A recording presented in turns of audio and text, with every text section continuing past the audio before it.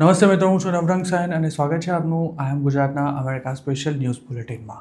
શનિવાર જુલાઈ 11ના સમાચારોમાં જોઈશું ફ્લોરિડામાં એક ગુજરાતી ફેમિલીમાં ખેલાયેલા ખૂની ખેલનો અહેવાલ કે જેમાં પિતા પુત્રના મોત થયા છે, તેમજ શિકાગોમાં પણ વધેલી આઈસની હલચલની માહિતી અને છેલ્લા 2 વીકમાં કેટલા લોકો અરેસ્ટ થયા છે તેની પણ વિગતો, અને છેલ્લે અમેરિકામાં રહેતા ઇન્ડિયન્સને કેમ ઇન્ડિયન એમ્બેસી સાવધાન રહેવા માટે તાકીદ કરી છે તેની વાત આજના આ બુલેટિનમાં.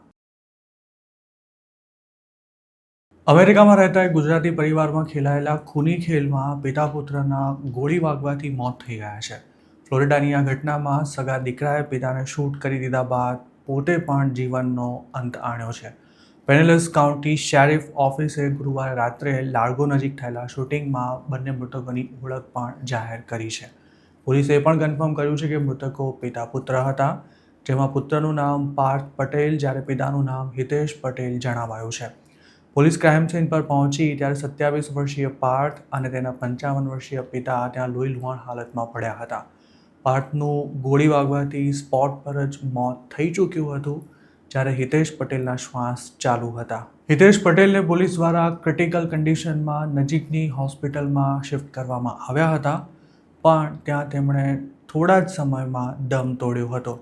આ કેસની પ્રાથમિક તપાસમાં એવું પણ જાણવા મળ્યું છે કે પાર્થ પટેલ ઓહાયોના ડબલિનમાં રહેતો હતો અને તેને મેન્ટલ હેલ્થ ઇશ્યુઝ હતા, જેની કદાચ સારવાર પણ ચાલી રહી હતી.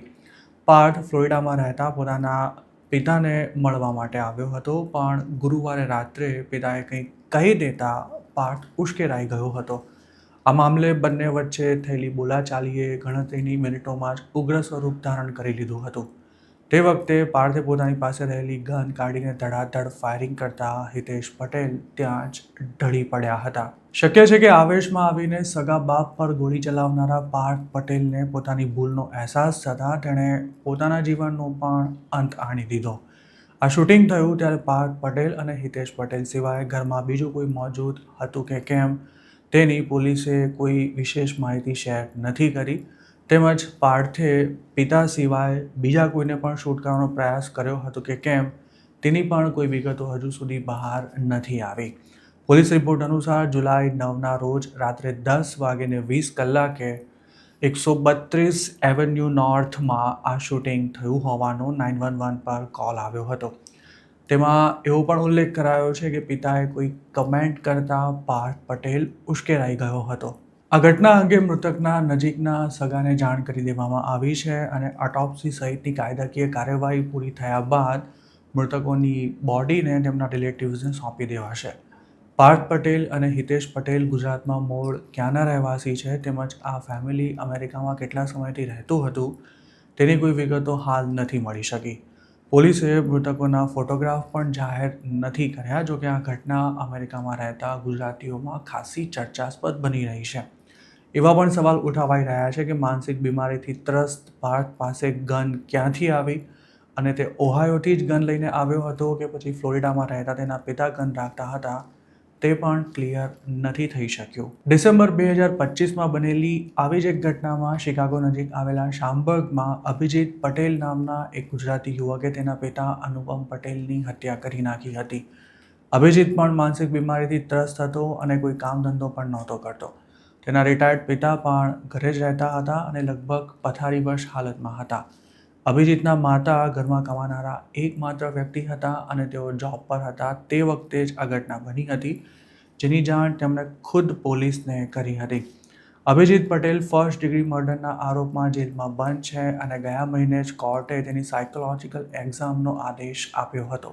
હજુ થોડા દિવસો પહેલાં જ ટેક્સાસમાં પણ આવી એક ઘટના બની હતી, જેમાં ગૌરવ ચોપડા નામના 19 વર્ષીય યુવકે તેના માતા પિતા અને નાનીની ગોળી મારીને હત્યા કરી નાખી હતી. ગૌરવને પણ માનસિક સમસ્યા હોવાનું બહાર આવ્યું હતું. તેણે પોતાના ભાઈની પણ હત્યા કરવાનો પ્રયાસ કર્યો હતો, પરંતુ સદનસીબે તે બચી ગયો હતો. આ શૂટિંગને અંજામ આપ્યા બાદ ગૌરવ તેના પિતાની કાર લઈને ભાગી ગયો હતો અને પોલીસથી બચવાના ચક્કરમાં તેણે અકસ્માત પણ કરી નાખ્યો હતો. ગૌરવ પણ હાલ મલ્ટિપલ હોમિસાઇડ્સના આરોપમાં જેલમાં બંધ છે.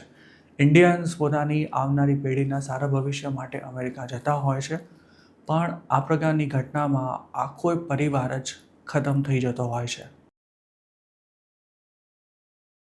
અનડોક્યુમેન્ટેડ ઇન્ડિયન ઇમિગ્રન્ટ્સની ખાસી વસ્તી ધરાવતા શિકાગોમાં પણ હવે આઈસના એજન્ટ્સની હલચલ વધી રહી છે. એનબીસી અને સીબીએસના રિપોર્ટ્સ અનુસાર માસ્ક પહેરેલા એજન્ટ્સ લોકોને પકડી રહ્યા હોવાના કેટલાક વિડીયોઝ સામે આવતા અનડોક્યુમેન્ટેડ ઇમિગ્રન્ટ્સમાં ફરી ડરનો માહોલ જોવા મળી રહ્યો છે. હજુ ગયા વર્ષે શિકાગોમાં ઓપરેશન મિડવે બ્લિટ્ઝ હેઠળ હજારો અનડોક્યુમેન્ટેડ ઇમિગ્રન્ટ્સની ધરપકડ કરવાની સાથે લોકોમાં ખૌફ સર્જાય તે પ્રકારનો માહોલ ઊભો કરવામાં આવ્યો હતો. જોકે ત્યારબાદ શિકાગોની સાથે આખા અમેરિકામાં ઇમિગ્રેશન એન્ફોર્સમેન્ટ ઠંડુ પડી ગયું હતું, પણ હવે ફરી તેનો ધમધમાટ શરૂ થયો છે, જેમાંથી શિકાગો પણ બાકાત નથી રહ્યું. ઇમિગ્રેશન એડવોકેટ્સ પણ હાલની સ્થિતિ વિશે ચિંતા વ્યક્ત કરી રહ્યા છે. તેમનો દાવો છે કે અનડોક્યુમેન્ટેડ ઇમિગ્રન્ટ્સ હાલ ડરમાં જીવી રહ્યા છે.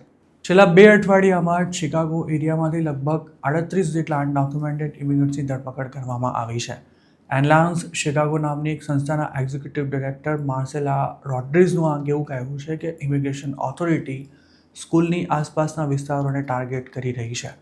છેલ્લે 10 મહિના પહેલાં શિકાગોમાં આ પ્રકારની કાર્યવાહી જોવા મળી હતી, જેના હેઠળ સેંકડો લોકોને કોઈ અરેસ્ટ વોરંટ વિના જ પકડી લેવામાં આવ્યા હતા અને રસ્તે ચાલતા લોકોની પાસે પણ આઈડી માંગ્યા બાદ તેમની ધરપકડ કરાઈ હતી. આ કાર્યવાહીમાં ઘણા ગુજરાતીઓ પણ જેલ ભેગા થયા હતા, જેમાંથી અમુક લોકોના તો અસાયલમના કેસ પણ પેન્ડિંગ હોવા છતાં પણ તેમને ઘણો લાંબો સમય જેલમાં રહેવું પડ્યું હતું અને કેટલાક લોકોને ડિપોર્ટ પણ કરવામાં આવ્યા હતા. જોકે મિડ ટર્મ ઇલેક્શન નજીક આવી રહ્યું હોવાથી લોકોએ એવું માની લીધું હતું કે હવે ઇમિગ્રેશન એન્ફોર્સમેન્ટ ઠંડુ પડી જશે, પણ આ ધારણાથી વિરુદ્ધ માસ ડિપોર્ટેશનનો ધમધમાટ ફરી શરૂ થયો હોય તેમ સમગ્ર અમેરિકામાં ઇમિગ્રેશન અરેસ્ટ્સ વધી રહી છે અને સાથે જ ડિપોર્ટેશનનો આંકડો પણ ઉપર જઈ રહ્યો છે. શિકાગોની જ વાત કરીએ તો આઈસની કાર્યવાહી પર નજર નાખનારા લોકોનો એવો દાવો છે કે ગયા વર્ષની જેમ જ આ વખતે પણ કોઈ ક્રિમિનલ રેકોર્ડ ન હોય તેવા લોકોની આડેધડ ધરપકડ કરવામાં આવી રહી છે. હાલમાં જ લોગાન સ્ક્વેરમાં માસ્ક પહેરેલા એજન્ટ્સે કેટલાક લોકોને પકડ્યા હોવાનો વિડીયો સામે આવ્યો હતો. અનમાર્કડ કાર્સમાં આવેલા આ એજન્ટ્સને જોઈને સ્થાનિક લોકોએ વિસલ વગાડવાનું શરૂ કરી લાઉડ સ્પીકર્સથી પબ્લિકને ચેતવણી આપવાનું પણ શરૂ કર્યું હતું. શિકાગોમાં હાલ ચાલી રહેલા ઇમિગ્રેશન એન્ફોર્સમેન્ટ અંગે DHS દ્વારા કોઈ માહિતી શેર કરવામાં નથી આવી. ટેક્સાસમાં તાજેતરમાં જ આઈસના એજન્ટે એક મેક્સિકનને ગોળી મારી દેતા ભારે હોબાળો મચ્યો હતો, પણ શિકાગોમાં હજુ સુધી આવી કોઈ ઘટના નથી બની.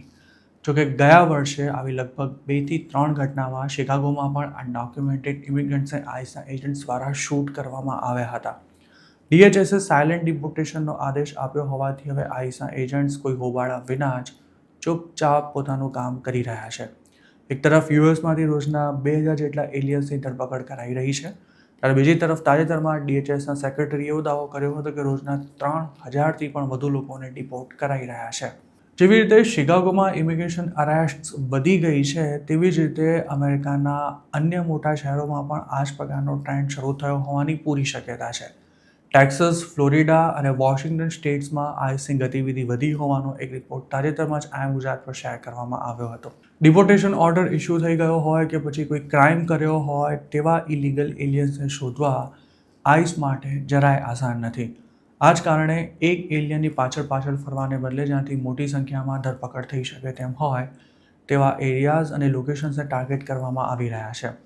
આઈસની ઓફિસીસ ઉપરાંત ઇમિગ્રેશન કોર્ટ્સ તેમજ રિટેલ સ્ટોર્સની બહારથી પણ લોકોને અટકાવી તેમના આઈડી ચેક કરવામાં આવી રહ્યા છે, જેમાં પણ ઘણી મોટી સંખ્યામાં ધરપકડો થઈ રહી છે. આઈસના એજન્ટ્સ વાહન ચાલકોને તેમના મોઢા જોઈને ઊભા રાખી રહ્યા છે અને તેવી જ રીતે રિપબ્લિકન સ્ટેટ્સમાં લોકલ પોલીસ ટ્રાફિકનો નિયમ તોડનારા કે પછી વ્હીકલમાં કોઈ ખામી હોય તેવા લોકોને પકડી રહી છે. આ ઉપરાંત દારૂ પીને ગાડી ચલાવતા પકડાયા હોય કે પછી લાયસન્સ વિના ડ્રાઈવ કરી રહ્યા હોય તેવા ઇલીગલ ઇમિગ્રન્ટ્સને પણ ડિપોર્ટેશન લેટર પકડાવાઈ રહ્યા છે. અમેરિકાની ઇમિગ્રેશન કોર્ટ્સનું વલણ પણ હવે ખૂબ જ આકરું થઈ ગયું હોવાથી અસાયલમ માંગનારા મોટાભાગના લોકોને ગમે ત્યારે ડિપોર્ટ કરાય તેવી પૂરી શક્યતા છે. અમેરિકામાં રહેતા લાખો ઇન્ડિયન્સને એમ્બસીએ સાવધાન રહેવાની સલાહ આપી છે, કારણ કે છેલ્લા કેટલાક મહિનાથી લોકોને એમ્બસીના નામે ફોન કરી તેમને ધમકી આપવાની સાથે સાથે પૈસાની પણ ડિમાન્ડ કરાઈ રહી છે. હિન્દુસ્તાન ટાઈમ્સના એક રિપોર્ટ અનુસાર એમ્બસી તેમજ કોન્સ્યુલેટ્સને આ અંગેની અનેક ફરિયાદો મળી રહી છે. અગાઉ પણ આ સ્કેમ અંગે વોર્નિંગ આપવામાં આવી હોવા છતાં પણ લોકોને ટાર્ગેટ કરવાનું બંધ નથી કરાયું.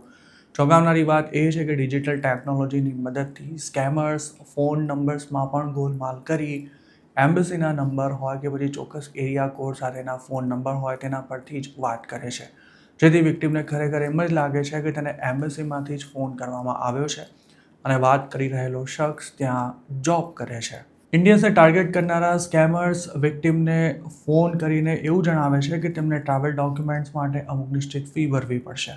આ ઉપરાંત તેમને એવું કહીને પણ ડરાવવામાં આવે છે કે તેમનો ઇન્ડિયન ફોન નંબર કોઈ ક્રિમિનલ એક્ટિવિટીમાં યુઝ થયો છે અને આ મામલે તેમની સામે અરેસ્ટ વોરંટ નીકળવાની તૈયારીમાં છે. આ મામલે એમ્બેસીમાં કામ કરતા એક અધિકારીએ હિન્દુસ્તાન ટાઈમ્સ સાથે વાત કરતા એવું જણાવ્યું હતું કે આ સ્કેમ છેલ્લા 7-8 મહિનાથી ચાલી રહ્યું છે અને રોજના 5થી 10 લોકો ફોન કરી તેના વિશે પૂછપરછ કરે છે અને તેમને સમજાવવામાં સ્ટાફને રોજનો 1-8 કલાક ફાળવવો પડે છે.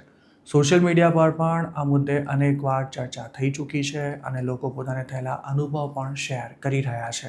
આવા જ એક કેસમાં કોઈ મહિલા સ્કેમરે પોતે સેન ફ્રાન્સિસ્કો કોન્સ્યુલેટમાંથી વાત કરતી હોવાનું જણાવ્યું હતું. તેના દ્વારા વિક્ટિમને એવું કહેવામાં આવ્યું હતું કે તમારા ઇન્ડિયન ફોન નંબર પરથી ધમકીભર્યા મેસેજીસ મોકલવામાં આવ્યા છે અને તમારો યુએસનો નંબર ઇમરજન્સી કોન્ટેક્ટમાં હોવાથી તમારો સંપર્ક કરવામાં આવ્યો છે.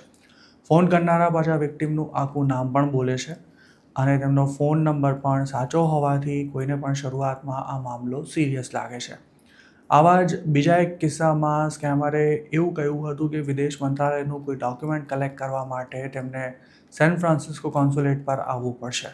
તેમને હાજર થવા માટે ગણતરીના કલાકો જ આપવામાં આવ્યા હતા અને સાથે જ એવી વોર્નિંગ પણ અપાઈ હતી કે જો તેઓ હાજર ન થયા તો તેમની સામે કડક કાયદાકીય કાર્યવાહી કરવામાં આવશે. આ સમગ્ર સ્કેમ પાછળ કોઈ એક જ ગેંગ સંકળાયેલી હોવાનું મનાઈ રહ્યું છે અને ફોન કરનારા પોતાની ઓળખ અનુરાગ શર્મા કે પછી કુનાલ માન તરીકે આપે છે.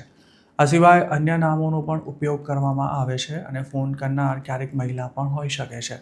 યુએસમાં રહેતા એક ભારતીય અંગે સોશિયલ મીડિયા પર જણાવ્યું હતું કે તેને એવું કહેવાયું હતું કે તમારા આઈડી પ્રૂફથી ઇન્ડિયામાં સિમ કાર્ડ ખરીદી તેનો ઉપયોગ લોકોને ઠગવા માટે કરાયો છે અને આ મામલે તમારી સામે તપાસ ચાલી રહી છે. જો આ કેસમાંથી તમારું નામ કઢાવવું હોય તો નો ઓબ્જેક્શન સર્ટિફિકેટ લેવું પડશે. ત્યારબાદ સ્કેમરે દિલ્હી પોલીસના ઓફિસર સાથે વાત કરવી પડશે તેવું કહીને આ કોલ ટ્રાન્સફર કર્યો હતો અને નકલી ઓફિસરે મદદ કરવાના નામે પૈસાની ડિમાન્ડ કરી હતી. જોકે હકીકત એ છે કે ઇન્ડિયન એમ્બેસી દ્વારા જે પણ કોમ્યુનિકેશન કરાય છે તે મોટાભાગે ઈમેલ કે પછી પોસ્ટ દ્વારા જ કરાતું હોય છે. એમ્બેસી આ રીતે કોઈને ફોન નથી કરતી કે ન તો ક્યારેય પૈસાની ડિમાન્ડ કરે છે. આઈએમ ગુજરાત દ્વારા પણ છેક માર્ચ 2025માં આ સ્કેમ અંગે અમેરિકામાં રહેતા ઇન્ડિયન્સને વાકેફ કરવામાં આવ્યા હતા. તે વખતે ગુજરાતીઓને સ્કેમર્સ દ્વારા ટાર્ગેટ કરવામાં આવી રહ્યા હતા અને કેટલાકને તો ડિપોર્ટ કરાવી દેવાની પણ ધમકી અપાઈ હતી. ઘણા વ્યુઅર્સે પોતાને આવેલા ફોન કોલ્સના રેકોર્ડિંગ્સ પણ આઈએમ ગુજરાત સાથે શેર કર્યા હતા, જેમાં અમુક કોલ્સમાં તો દિલ્હી પોલીસના અધિકારી હોવાનો દાવો કરનારા સ્કેમર્સ દ્વારા ગાળાગાળી પણ કરવામાં આવી હતી. એવું પણ કહેવાય છે કે ડિપોર્ટેશન કે પછી ધરપકડના ડરથી ઘણા ઇન્ડિયન્સે આ સ્કેમર્સને પૈસા પણ ચૂકવ્યા છે, પણ કોઈ અત્યાર સુધી ફરિયાદ કરવા માટે આગળ નથી આવ્યું કે ન તો હજુ સુધી કોઈ સ્કેમરની ધરપકડ થઈ શકી છે. જેના કારણે સ્કેમર્સ પાસે લોકોના ફોન નંબર ક્યાંથી આવે છે તે પણ હજુ સુધી ક્લિયર નથી થઈ શક્યું અને એક વ્યક્તિને એકવાર ફોન આવે ત્યારબાદ અલગ અલગ લોકો દ્વારા તેનો ઘણીવાર સંપર્ક પણ કરવામાં આવી રહ્યો છે. તો મિત્રો, આ હતા અમેરિકાના આજના મુખ્ય સમાચાર. આપને જો મારી રજૂઆત પસંદ આવી હોય તો આ વિડીયોને લાઇક અને શેર કરવાનું તેમજ આઈએમ ગુજરાતની યુટ્યુબ ચેનલને સબસ્ક્રાઇબ કરવાનું ભૂલશો નહીં, કારણ કે માત્ર આ ચેનલ પર આપને મળશે અમેરિકામાં રહેતા ગુજરાતીઓ માટેના તમામ મહત્ત્વના સમાચાર અને તે પણ આપની પોતાની ભાષામાં. આપ જો અમારી સાથે કોઈ ટિપ શેર કરવા માંગતા હો તો હાલ સ્ક્રીન પર દેખાયેલા વોટ્સએપ નંબર પર પણ અમારો સંપર્ક કરી શકો છો. આપની ઓળખ ગુપ્ત રાખવામાં આવશે.